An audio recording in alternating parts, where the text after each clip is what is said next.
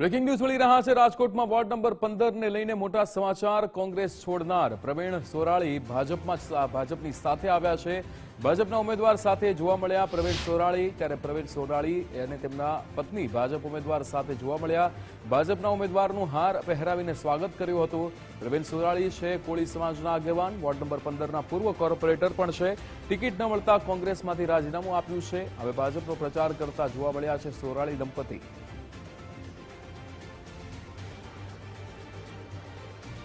ગૌતમ ભેળા આપણી સાથે ફોન લાઈન પર જોડાઈ ગયા છે। ગૌતમ, અહીંયા કોંગ્રેસ છોડનાર પ્રવીણ સોરાળી અને તેમના પત્ની ભાજપની સાથે જોવા મળ્યા છે, શું વિગતો?